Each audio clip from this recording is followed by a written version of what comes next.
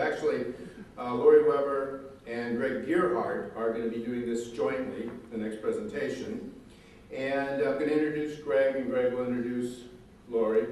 Greg has been working for the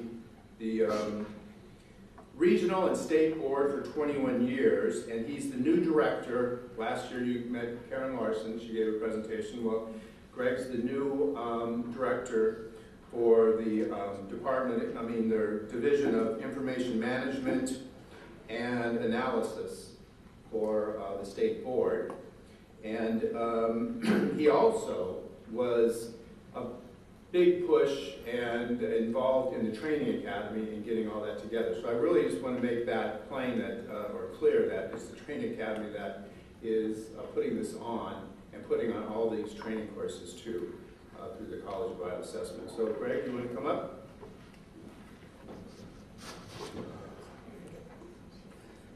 So thank you, Jim. Good morning. As he pointed out, I'm Greg Gearhart. I work in I'm actually the new director of the Office of Information Management and Analysis. I am going to stay on this slide for the whole duration of my talk. It's about an hour-long presentation. No, I'm going to be very brief because I think you want to hear from Lori more than anything. But let's see a show of hands of Humboldt State grads in the room. All right. Okay, so I went to Humboldt State, so did Lori, and so did a lot of people at the Water Board, but it was a good program for orienting me towards this career, and I've enjoyed it. I've done a lot of regulatory work. The last 9 years I've been immersed in sort of the customer end of some of this information on the Water Board side, writing permits, working on policies, being locked in rooms for hours with attorneys and other scientists and engineers, and then trying to generate something that makes sense without real connection to this information and the reason why we all probably went to school and chose this career path. And so I'm super excited to be a part of this movement of reconnecting some of the information that you guys are generating and exploring and reconnecting it to the people that are writing policies, permits, regulations, doing enforcement actions, what have you out there, because that's the part that is in need of some help right now. I was trying to think of how to give a little pep talk this morning. And I think, I use the analogy a lot of the water boards as an organism itself and as a system. And so many of you don't work for the water boards, I know, but we're all part of a system that's designed to try to either protect or restore, in some cases, these beneficial uses of waters in California. And if we had to do a bioassessment on ourselves as a system, I think we would find that there's some missing components. Some of the organs are working fine, some of the information is getting to the people that need it, but as a whole system, there needs to be a better connection. And so that's really what I think the charge is for OEMA, and I think it's part of the charge of you guys. I have, as Jim mentioned, a background with the Water Board Academy. It was very important to me. It still remains very important to me. It was actually important to me before I started that academy project. But the idea of a learning organization is critical, I think. And so as a system, all of us should be working hard to try to learn. How do we reconnect? When I came to this event 7 years ago or 12 years ago, I came and I gave a pep talk, kickoff sort of thing real quick about how cool it was to be out doing this new thing called bioassessment. And I think one of the cool things today is that now we're trying to figure out how to reconnect that. We all have a role to play in trying to reconnect the information that we're gathering to the people that are making decisions on how to use that information. So thank you all for coming. I know it's a really fun event. I'm super happy to be back here. And I encourage you to reach out to me if you have any suggestions, or my staff, if there's any way that you think we can help connect some of these central nervous system nodes back together so that we can make better decisions with the information. So with that, I'd like to introduce Lori Weber, who is also a Humboldt grad. Did I mention that already? So anyway, thank you very much for having me, and thanks, Jim, and keep up the good work.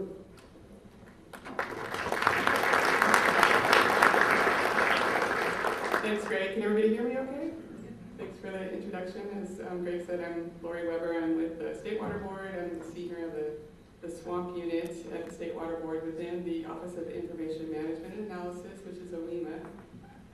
Throughout this talk, I'm going to, Greg mentioned connections. I'm going to talk a lot about partnerships and connections, and I will be introducing a lot of people. So just kind of stay tuned for that. just want to kind of give you a heads up and just to make clear in the context of where we are in OWEMA. We have a swamp unit that I supervise, and my immediate supervisor is Rich Brewer. He's the assistant director of OWEMA, and he's also here as well. So wave your hand. Okay. Let me see if this clicker works here. All right, this is working. All right. Okay, so first, just a little bit of this is an outline of my presentation. This is the title of the presentation is an update on the swamp bioassessment program. I don't know if you guys have had an update from us recently on what we're doing with bioassessment. So I'm going to go over a lot of things that we've done. Most of you have probably worked on them. You're probably very familiar with them. But I just kind of want to give it like a general overview of what we're doing. Just kind of an outline of my presentation. I'm going to go over the long-term vision and then go through each one of our program elements, talk about the current status of those elements, and then our plans for the future.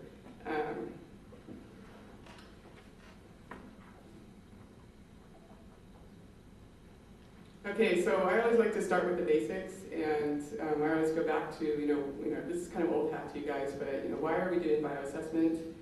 And really the core reason that we're doing bioassessment is that, from the water board perspective, our mission is to protect and restore water quality. And we have kind of the enabling legislation that helps us do that is both the Federal Clean Water Act and the State Port of Cologne Water Quality Control Act. I kind of pulled out some language there just to demonstrate, I underlined it. It's not underlined actually in the law, but I underlined it because it's so important, is that we're supposed to be looking at the biological integrity of our water quality, of our waters, as well as the physical and chemical characteristics. So that's key. Many of our water board programs, water quality objectives and standards, are very chemical specific or constituent. They're focused on chemical and physical constituents, and don't really take the bigger picture look of more of a systems approach to look at biological integrity. And bioassessment is the only method that we have to assess biological integrity in our water bodies, and it's very important, and it's a cornerstone of what we do at the water boards.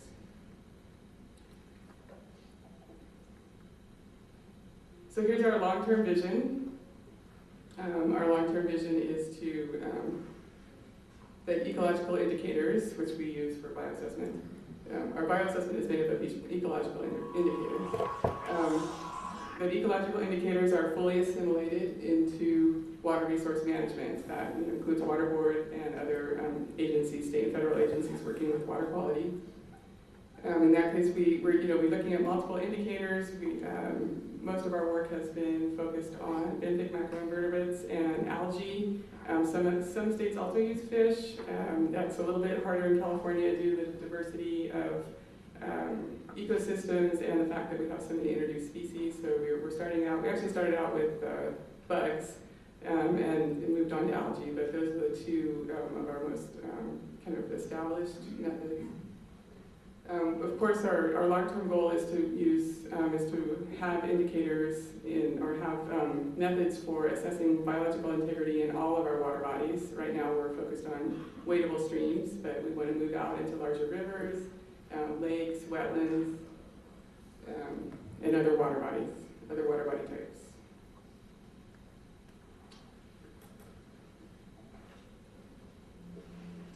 Okay, just a rundown of what the kind of the elements of our bioassessment, our swamp bioassessment program. There's many ways. I think all of you are probably involved with one or many of these elements, but there's different ways to slice and dice it, and I've just kind of broken it down by kind of major categories. We have our monitoring programs. We have our data analysis tools. Those are IDIs, and CSCI. I'll talk about that in a minute. Field and laboratory procedures are protocols that for collecting the data. QA/QC and data management, SOPs and databases and all that good stuff. Training and professional development, that includes the CABW. And then, of course, a key component of our bioassessment program in anything swamp is integration and coordination. And we have many partners, and I'll talk about that as well. First, I'd just like to acknowledge our lead scientist within our swamp bioassessment program. We have Dr. Pete Odie, who's many of you, most of you, all of you should know. He's our lead on the benthic macroinvertebrates. And Dr. Lillian Bousset, who all of you should know as well, is our lead on algae, and both of them are here in the room. I'd also like to take this time to introduce some of our staff at the Water Board that work on swamp. Calvin Yang, wave and smile. Calvin Yang is our lead, our bioassessment liaison from the State Water Board Swamp Unit. And we have this, we recently hired an environmental scientist at the Water Board, within the State Water Board, within the Swamp Unit at the Water Board, who is place-based at the lab at Rancho Cordova and works with Pete for the bioassessment and the bioassessment fieldwork. And that person is Nathan Mack, and there he is. Wave.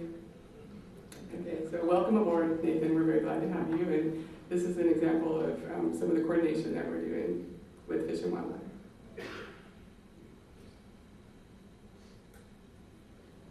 Okay, just a brief overview of our monitoring programs. We have the perennial streams assessment, which is the probabilistic study of wadable streams using our bioassessment protocols. And then we also have the reference condition management program, which is the network of reference sites that to describe kind of the best of the best. These are the conditions that we want everything to look like, but at least we can describe them and use that information to measure the other sites that we sample. Also like to mention that within SWAMP, we have,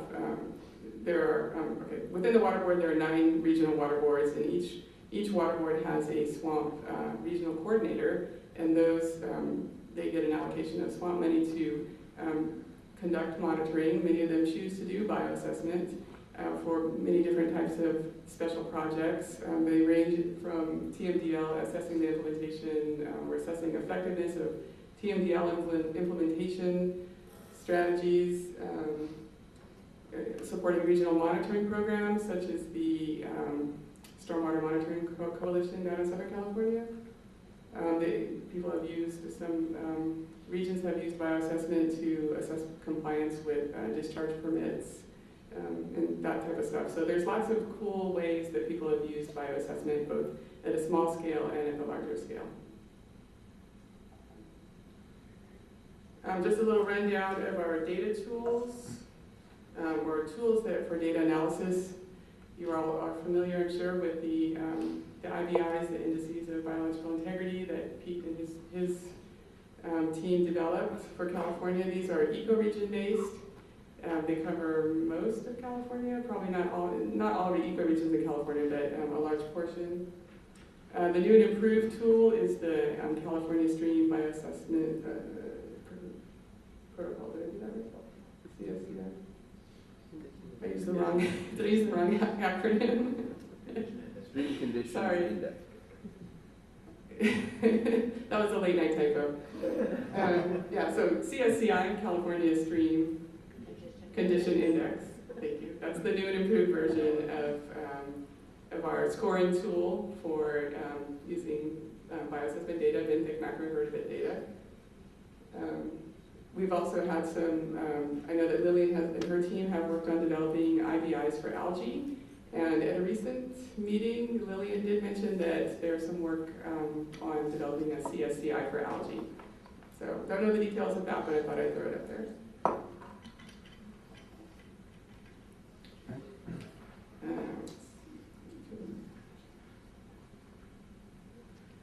Okay, so one of our very important products is our standard operating procedures for collecting both benthic macroinvertebrate and algae data in wadable streams. We have our standard protocols and for conducting that type of analysis, that type of field work.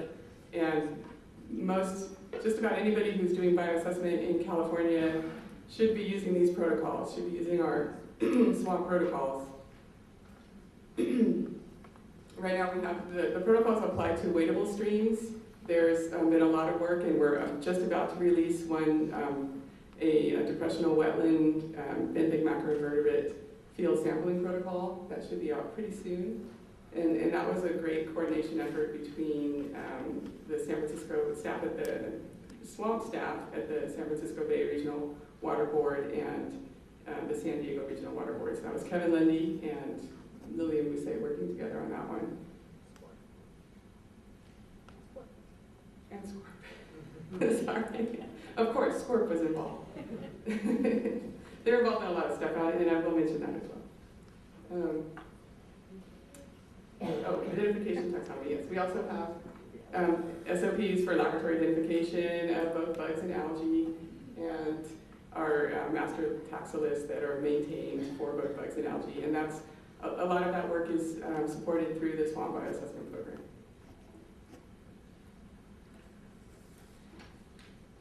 QA/QC and data management. We have a QA/QC standard operating procedure that is currently undergoing revision, probably will undergo some changes, so that's a few months out. We also have ways to query the SWAMP database for, and it's the reporting module, to query the SWAMP database for bioassessment data so that you can format it correctly to calculate the IBIs or the CSCI. Training and professional development, both the College of Bioassessment and the CABW are funded and supported by the Water Board, by the Water Board Academy. But we've had for many years Toni Marshall over here, who is a SWAMP staffer. She has been instrumental in getting both the College of Bioassessment and the CABW set up and coordinating all the logistics and all that, and she's going to continue with that function.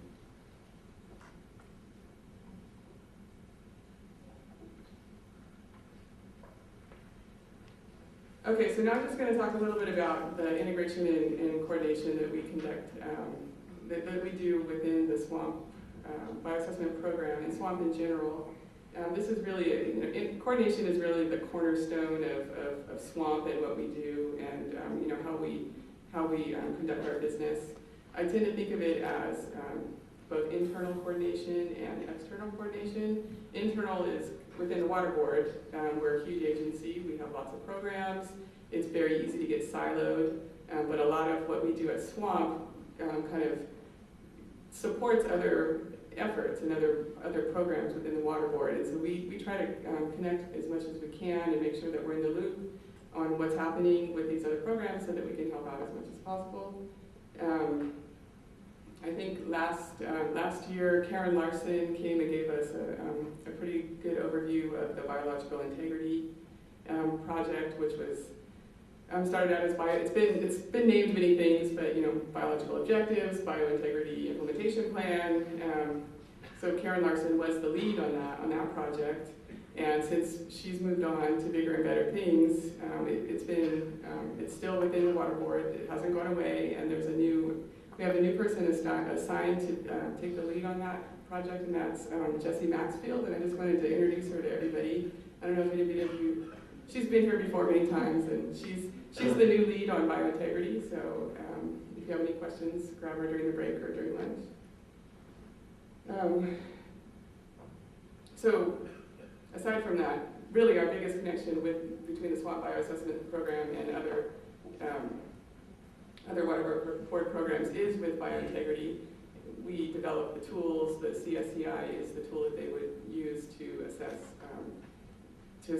ecological conditions in wadable streams, and that's the tool that they would use once this policy is implemented. So that's really, really the work of the SWAMP Bioassessment Program supports biointegrity and will continue to support biointegrity. Another thing that we support through the SWAMP Bioassessment Program is beneficial use assessments. I guess a key example of that is that bioassessment data is often used as kind of ancillary data to make a determination on whether or not a water body is impaired or not. And that's very important because if you're impaired, you get on the 303D list, and then a TMDL is required. And then once a TMDL is required, the TMDL actually results in action. Action needs to happen. So that's one way that water bodies are restored is through a TMDL implementation. Nutrient criteria, the effort to develop nutrient criteria has relied on a lot of the nutrient data that's collected through our swamp bioassessment program. Lillian is also the key player in nutrient, involved in nutrient, a technical resource for the nutrient criteria.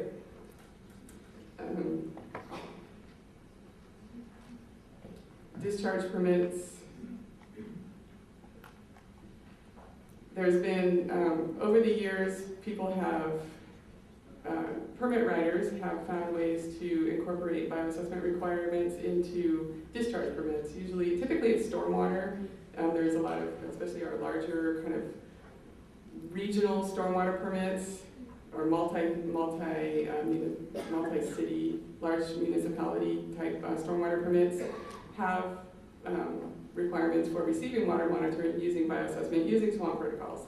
So that's another, we've worked with a lot of the permit writers to develop template language and that would go directly into the permit so that they're using the same protocols and using our protocols, and the data all end up in the same database and can be queried and used with our statewide assessments. Wetlands policy at all of our bioassessment sites are also analyzed using the California Rapid Assessment Method for wetlands for the riparian module. So there's a lot of that's CRAM is the acronym for that. So there's a lot of CRAM data at all of our bioassessment sites that is also helps support the implementation of the wetlands policy. And I'm glad to see that Jeannie Masika is here. She's one of the key staff people working on the wetlands policy through the water board. So there's, I'm glad that there's that interchange of information. And then, I have to mention the clean water team and watershed groups, and that's kind of where this all started. I think Jim started years ago, working with watershed groups, getting them to utilize bioassessment and getting people out in their watershed, kind of fostering stewardship of the watershed in your own backyard. Eric Burrs is our clean water team liaison. He works a lot with watershed groups and helps them to utilize the swamp protocols with bioassessment and to get their data into CEDN, which is the database we use for that type of data. Okay, so that's a little bit about internal coordination. And there's probably more that I'm not mentioning. And then just a quick overview of some of the external coordination that we're doing within SWAMP. This is also very important. Our key partner, of course, is Department of Fish and Wildlife. Pete is the lead. He's the brains behind our bioassessment program. And big partner, great to have, it's a great relationship, and we will continue that.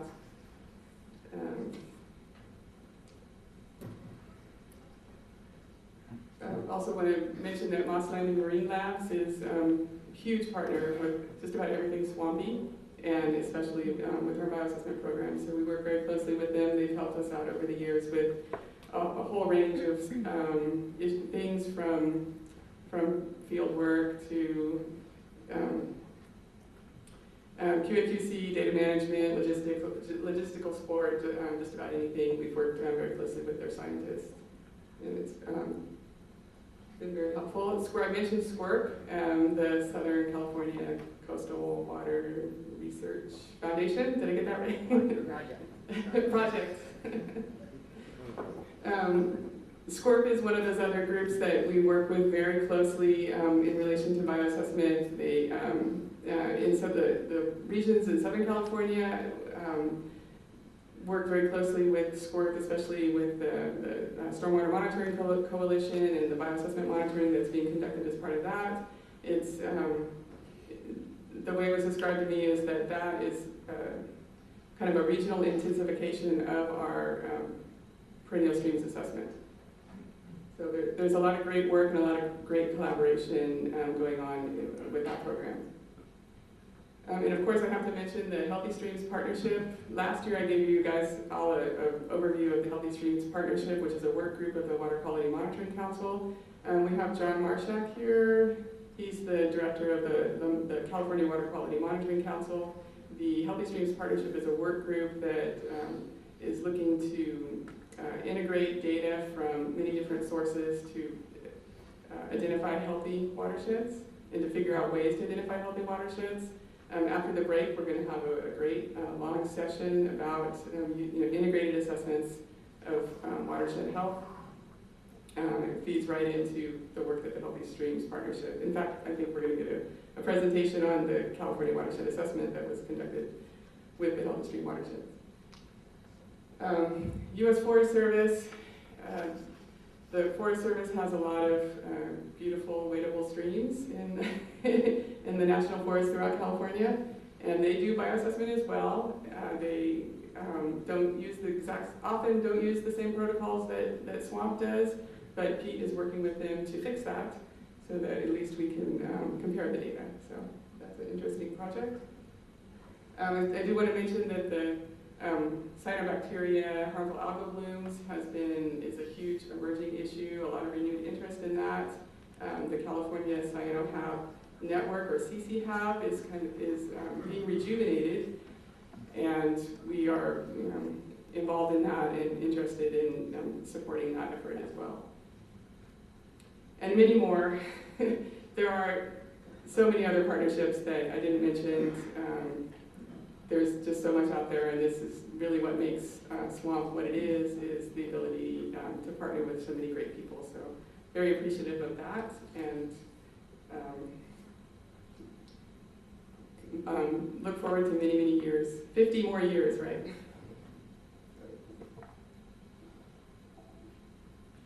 Okay, and then just a brief overview of kind of our sort of near-term and our short-term and long-term plans for the future. Some very concrete items that we're working on is we want to develop a tool to automate the process for calculating the CSCI. It's great, it's improved. It's not as easy to calculate as an IBI, and so we want to have some sort of tool that will allow people to input the bioassessment data and calculate it easily. So we're working on that, and there's a lot of action. I know people have been hearing this forever, right? But there's a renewed focus on that one because we realize how important it is. The SWAMP Bioassessment website, one of our SWAMP staffers, Michelle Tang, smiling wave.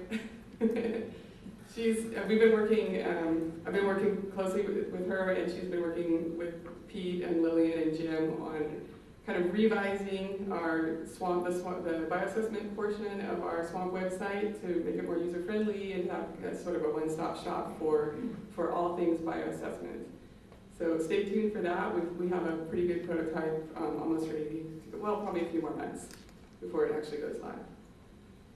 And I did mention the depressional wetlands SOP for collection of benthic macroinvertebrates. That is in the final stages of review. Should be out soon. It's already been approved by the SWAMP Roundtable and all that good stuff. And then, of course, we're going to continue to support all the different policy developments, the nutrient policy, the wetlands policy, biological integrity, which is near and dear to our hearts, definitely. Another really interesting discussion that's been started recently in kind of many quarters is this idea of improving the feedback loop between monitoring that's required in permits and analysis of the data, especially with bioassessment data.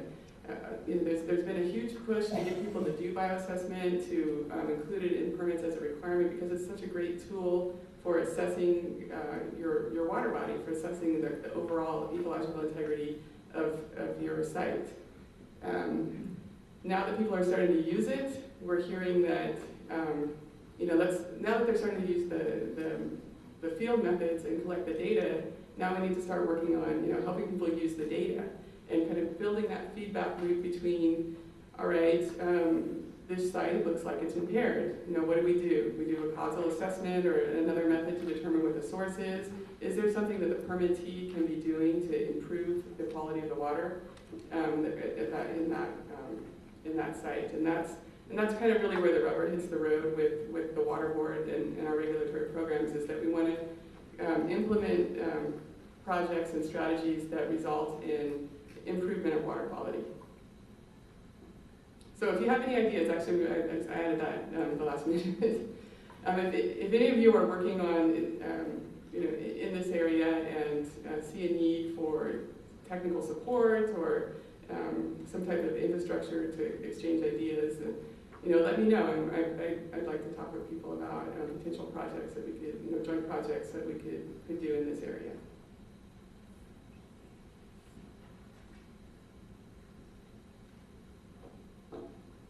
And then, of course, our long-term plan is to move out into other water body types. There's been a lot of talk about working in non-perennial streams. I've heard discussions and seen talks about some of the work being done in Southern California on a non-perennial stream field methods. Nothing has come across my desk as far as an approved swamp SOP, but could happen at some point. Lakes are another, bioassessment in lakes makes a lot of sense. Something that we have on the radar, and look to the future, look to working on in the future, and as well as large rivers. I think that's another area that is really worth checking out. Okay, so that's my presentation for the day. Does we have time for questions? Yes. Okay.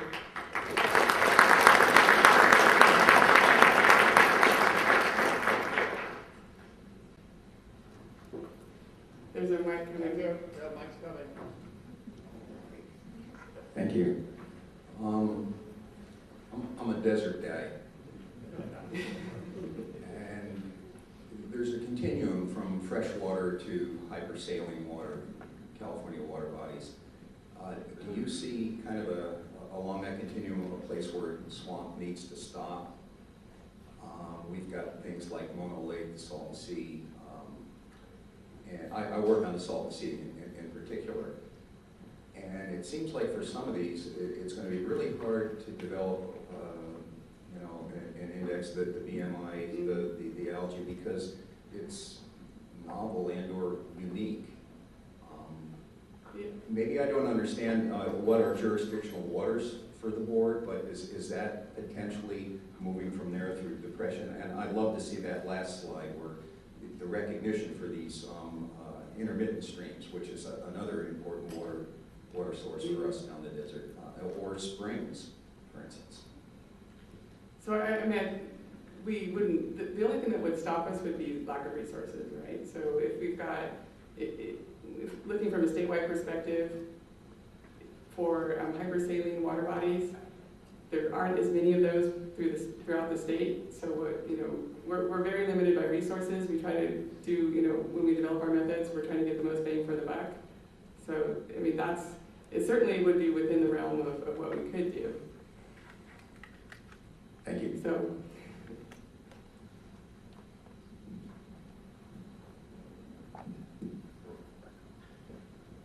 Any other questions for Greg or Lori?